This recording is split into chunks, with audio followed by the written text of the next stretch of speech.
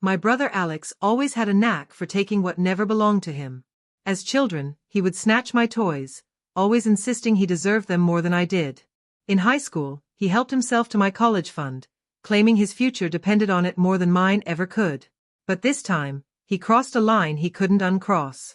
He drained my entire life savings, $127,000, painstakingly gathered over 5 years of grueling double shifts, missed holidays, and living without luxuries. I found out on an otherwise unremarkable Tuesday morning. I logged into my bank account, excited to see it inch closer to funding my lifelong dream of launching my own business. Instead, I was met with an empty balance, just cold, mocking zeros where my sacrifices had once lived. At first, I assumed it was an error. Then I saw it, the transfer history. One transaction. One destination. A payment to Crystal Lake Manor, a deposit for a wedding venue. My hands trembled as I called Alex. He picked up on the third ring, sounding relaxed, like he hadn't just wiped out 5 years of my life. "Oh, Emma," he said with a chuckle. "I figured you'd notice eventually." "That was everything I had," I whispered, my voice breaking. "How could you? How did you even get into my account?" He answered with a smug tone, "Mom gave me the login. Remember when you made her your emergency contact? She thought it was the responsible thing to do. Jessica and I needed somewhere worthy of her family's standards. You know how it is. Old money, big expectations." I felt the nausea rise. Not only had Alex betrayed me, but so had our mother, always his defender, always ready with an excuse. "You need to give it back," I said, my voice now colder. "Can't," he replied unbothered. "The deposit's non-refundable." Then, without even a pause, he twisted the knife deeper. "Come on, Emma. What were you even gonna do with that money? Open that cute little coffee shop you keep dreaming about?" His tone turned mocking. "You're not going to amount to anything with that anyway. At least this way, the money's being used for something meaningful. Helping Jessica's family see that the Prestons are worth their place at the table." I sat there, silent, the phone still pressed to my ear while my brother discarded my dreams like trash in favor of his ambition. "The wedding's in 3 weeks, he added lazily. "Just don't show up if you're planning to embarrass us. Jessica's family doesn't need any drama." Then he hung up. Betrayed. By my brother. By our mother. By the very people who should have stood beside me. But what Alex didn't realize, what none of them knew, was that while they were busy overlooking me, I'd been quietly building something far bigger than any cafe. That cafe story? It was a decoy. 3 years earlier, I'd started acquiring small, run-down event spaces. The first one was a dilapidated garden venue I picked up for next to nothing. I poured my evenings and weekends into fixing it up, learning everything I could about the events business. That one turned into 2. Then 3. All under the name Preston Ventures LLC, a company I'd purposely kept anonymous. And now? Preston Ventures was one of the most respected event venue companies in the state. Including Crystal Lake Manor, yes, the very venue Alex had chosen for his grand wedding. I opened my laptop and logged into the management system. Sure enough, there it was, Preston Montgomery Wedding, complete with every luxury upgrade the venue offered.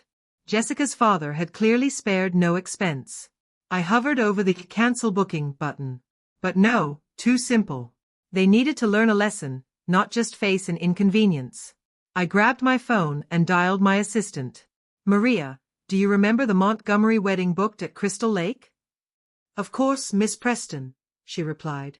"The bride's father has been quite particular. Is there an issue?" "I'd like to conduct the final walkthrough myself," I said with a smile. "Schedule it for the one where both families will be attending." "Absolutely," she replied. "I'll make the arrangements." I hung up and opened my desk drawer, staring at the contract that named me sole owner of Crystal Lake Manor. It was time for an introduction. Over the next week, while Alex and Jessica wined and dined with their future in-laws, I reviewed every inch of their contract. They'd purchased our most premium wedding package, totaling nearly $200,000. Mom called me twice. Probably to explain. I didn't answer. Let them assume I was hurt, sulking in silence. In 3 weeks, they'd find out who they had cast aside. The day of the final walkthrough arrived, clear and bright. I chose my outfit carefully, a sleek, custom-tailored suit that cost more than Alex's rent. Not that he'd ever imagine I could afford such a thing. To him, I was still just Emma with a silly coffee shop dream. I pulled into the estate's private lot just in time to see the Montgomery family's convoy of luxury cars roll in. Jessica stepped out of a sleek Mercedes, wrapped in designer fabrics. Alex followed, his expensive suit practically screaming for approval. Our parents arrived last. My mother practically swooned over Jessica's family. It was time. I waited until the families were all gathered in the venue's grand foyer, Alex mid-sentence, bragging about how he'd secured such an exclusive location. Then I stepped inside, the sharp click of my heels echoing against the marble. "Welcome to Crystal Lake Manor," I said, watching their heads turn. "I think it's time we discussed a few updates to your contract." Silence. Alex's jaw fell slack. Jessica froze, fingers tightening around her designer bag. My mother blinked at me. "Emma? What are you doing here?" This is private." I smiled, the kind of calm smile I'd perfected in dozens of high-stakes boardroom meetings. "I know. As the owner of Crystal Lake Manor, I make it a point to personally oversee all high-profile events." Owner. Jessica's father, Richard Montgomery, stepped forward. He looked every bit the image of generational wealth, silver hair, tailored suit, a presence that rarely met resistance. "There must be some confusion," he said. "We've been dealing with a company called Preston Ventures LLC. I met his gaze without flinching. "Exactly." I drew out a sleek business card, embossed, elegant, unmistakably authoritative. Emma Preston, founder and CEO, Preston Ventures LLC. It wasn't just Crystal Lake Manor under my company's name. We owned 8 elite venues across the state. Alex's expression collapsed. The blood drained from his face as he realized he hadn't just stolen from me, he'd tried to impress people with money that already had my name on it. "You've got to be kidding," he choked. You were saving for a coffee shop." "A convenient narrative," I replied coolly. "People don't tend to fear what they think they've already dismissed." Then I opened my tablet, tapping a few times before holding it up. 3 weeks ago, $127,000 was wired from my personal savings into this venue system, using credentials lifted from my emergency contact records. "Convenient, isn't it?" Jessica's mother gasped. "Alexander," she hissed. "What is she talking about?" Before Alex could answer, our mother jumped in, her voice high and defensive. "He needed that money. You always keep everything to yourself, Emma. Your brother, he deserved a chance." "A chance?" I cut her off. "He deserved to drain the life I built to fund a wedding he lied his way into? To steal, with your help, and then mock me for dreaming." Richard Montgomery was now visibly seething, his face a rigid mask of fury. "Jessica," he demanded, "is this true? Was the deposit made with stolen funds?" Jessica faltered. Her poised facade cracked. I didn't know. Alex said it came from his account." "Oh, it did," I said icily. "He just forgot to mention it was mine." Maria appeared silently beside me, handing me a leather folder. I flipped it open and withdrew a document, the signed agreement Alex and Jessica had proudly touted weeks before. According to Clause 7.3, any instance of fraud nullifies this contract in its entirety. Alex took a step forward, panic setting in. "You can't do this." Jessica's father blocked him with a firm hand.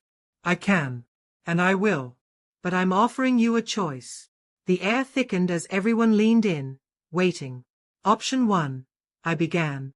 The contract is cancelled, the funds returned, and formal charges filed. Theft, fraud, identity misuse, you'll have a courtroom booked instead of a venue." Alex's face turned ghostly pale. Our mother opened her mouth again, but I silenced her with a look. "Option 2, I continued. You repay what you stole, plus interest. Let's call it $150,000, even. You also publicly admit what you did, and we draft a new contract, at twice the original rate. Top-tier venues come with top-tier prices." Alex sputtered. "That's extortion." "No," I said, offering him a pen. "That's business. And you've got 10 minutes to decide. I suggest you be quick, every other comparable venue is booked. And your invitations are already out, aren't they?" The room exploded into frantic whispers. Jessica's parents conferred in hushed urgency. My mother tried again to approach me, but Maria stepped smoothly between us, unflinching. Alex stood off to the side, crumbling as the truth of his downfall settled in. Eventually, Richard Montgomery stepped forward.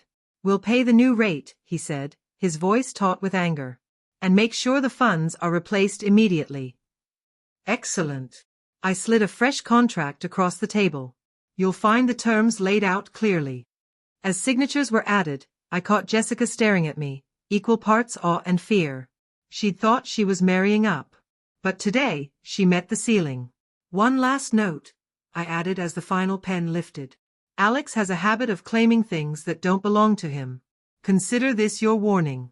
Any future attempt to touch my accounts, my company, or anything under my name, and I will involve the authorities." He didn't meet my eyes. "Good. Let the shame settle deep.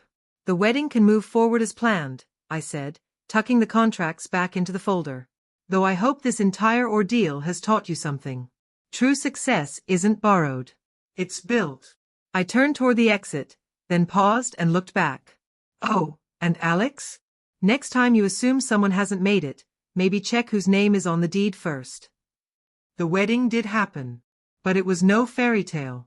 Between the downgraded decor and the quiet tension at every table, it looked more like a settlement than a celebration. Our mother called the following week, trying to explain herself. I didn't answer.